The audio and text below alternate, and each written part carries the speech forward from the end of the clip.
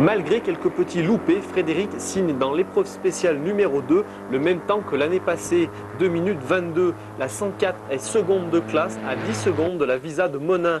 À l'assistance, chose bizarre, Frédéric Blondiot est couché sous le véhicule d'assistance. Frédéric, le pilote sous le véhicule d'assistance, chose normale. Pas bien, non, mais ça arrive. Hein. Les deux voitures marchent aussi vite l'une que l'autre, presque. L'assistance, ils doivent rouler beaucoup et vite. Donc, vu que le C15, il n'est pas tout jeune non plus, des petites péripéties, mais bon, apparemment, ça va, on a sauvé les meubles.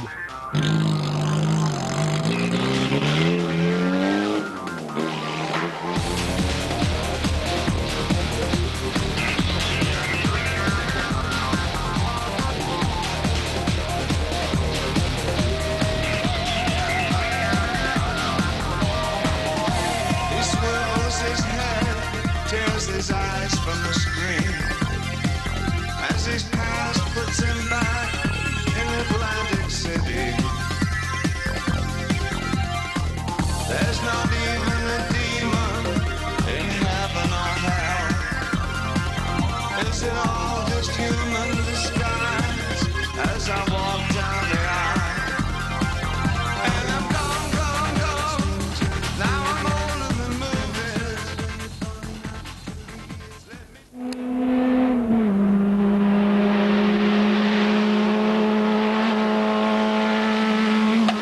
On est parti fort dans la spéciale et on a été ralenti par une voiture qui était sortie et après on a eu quelques difficultés à reprendre les tours, la voiture marchait pas normalement comme la spéciale d'avant et ça s'est confirmé quand on est arrivé dans le droit de l'arrivée, la voiture on a senti que les tours descendaient au point stop à la calée et depuis on essaye de trouver le problème qui se passe.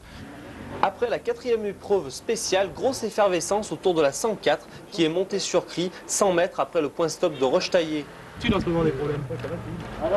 Tiens, Néné, c'est avec la pompe. Tu ne le veux pas? Non.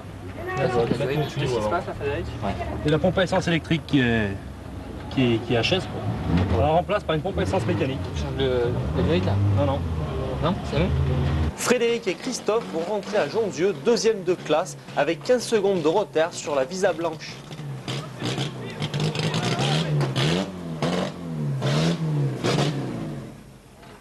À la fin de la matinée, Eric est premier ex-aequo avec Jacques Tassot. Les pilotes vont regagner le parc de regroupement à Jonzieux, en Haute-Loire, où vont se dérouler les autres épreuves.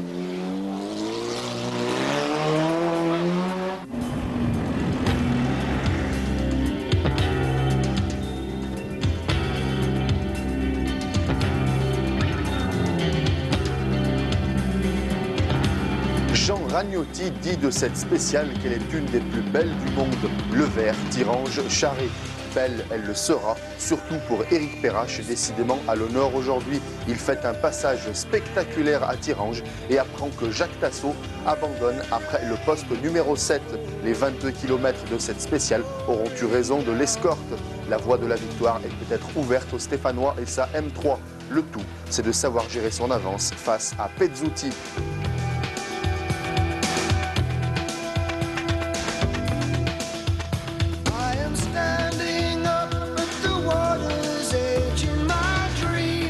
Même avec 15 secondes de retard sur Monin, Frédéric reste confiant. Le matin s'est déroulé comme il le pensait. Il espère faire son retard dans Tirange, même si sa voiture manque cruellement de puissance pour le départ qui est tout en montée.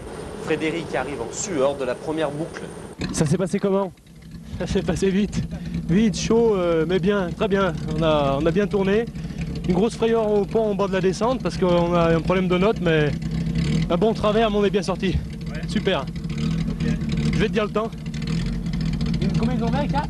Putain, ouais, ils en ont 4. On en a encore 4 de perdus, mais c'est pas fini. D'accord, ok.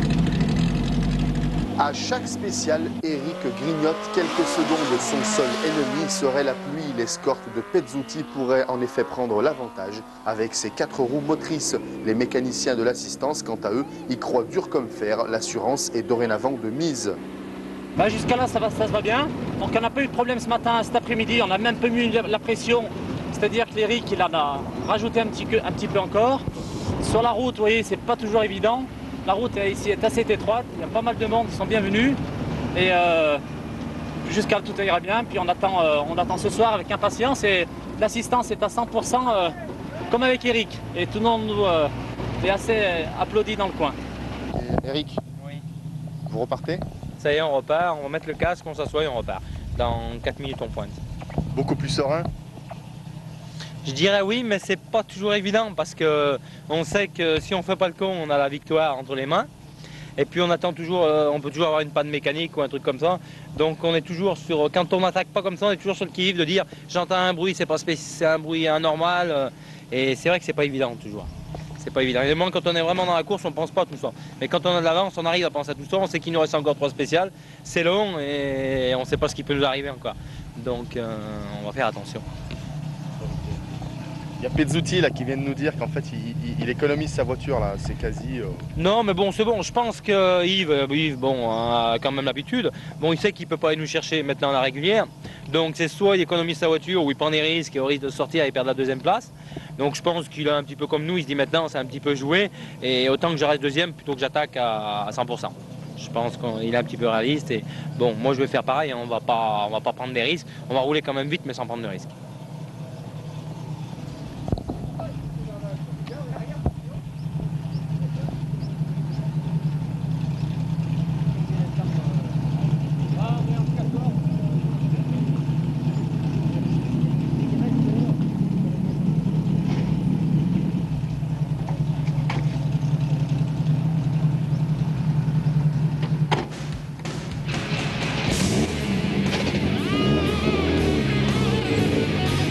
Pour le deuxième passage dans Thirange, Frédéric est parti déterminé pour refaire son retard sur Monin. Malheureusement, à 2 km de l'arrivée, après avoir doublé un concurrent, la 104 part en tête à queue. Demi-tour qui est attribué à la malchance. La poisse quoi toujours. On fait une super bonne spéciale, on remonte 15 secondes jusqu'à 1 km de l'arrivée, 15 secondes en 22 km. Et on repère 13 secondes dans un demi-tour. La voiture a glissé. On a glissé pendant toute la spéciale, j'ai tout rattrapé. Et là, il fallait qu'il nous arrive quelque chose, puisqu'il ne nous était rien arrivé en 18 km, le 19e, il a fallu qu'il arrive quelque chose. Donc on a perdu tout le bénéfice de ce qu'on avait gagné. Il est dû à quoi cet tête à queue? Bon, il est dû, c'est que bon, on n'a pas de pneu neuf, hein, bien entendu. Non, mais il est dû à... Je peux pas dire à quoi il est dû, puisque on a fait un super passage dans Thirange, on a glissé pendant toute la spéciale et... Non, je crois que c'est dû à la poisse, puisque là on remontait 10 secondes, on aurait pu jouer la gagne. Puis quelques rallyes, plus ça va et moins on peut jouer la gagne à cause de trucs comme ça. Donc je crois que c'est la poisse, il n'y a pas d'autre mot. La nuit s'installe. Frédéric et Christophe sont pessimistes sur leur chance de remonter les 18 secondes de retard sur les 2 dernières spéciales. Mais c'est sans compter sur le talent de l'équipage de la 104 qui reprend 2 secondes dans la spéciale numéro 8, puis 17 secondes dans l'ultime spéciale. La 104 coiffant la visa d'1 seconde pour la victoire de classe et la 21e place au scratch.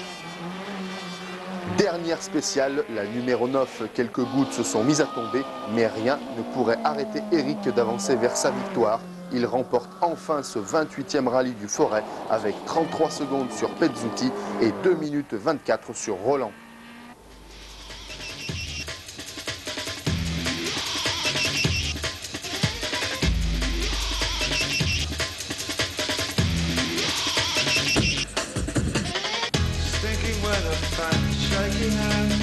Dopey morning, dog crumbling arms. Little wonder then, little wonder. You little wonder you. Big screen dolls, fits and explosions. Sleepy time, fastball but news. Little wonder then, little wonder. You little wonder you. I'm getting it.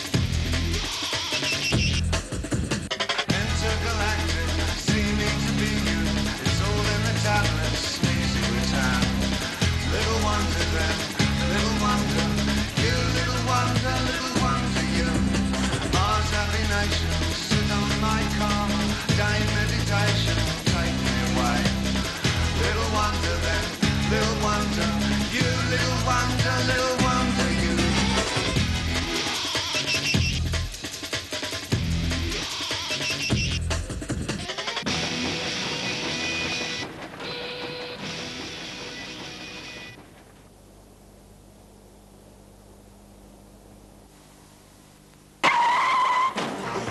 Caro, votre carrossier vous a présenté le rallye du Forêt.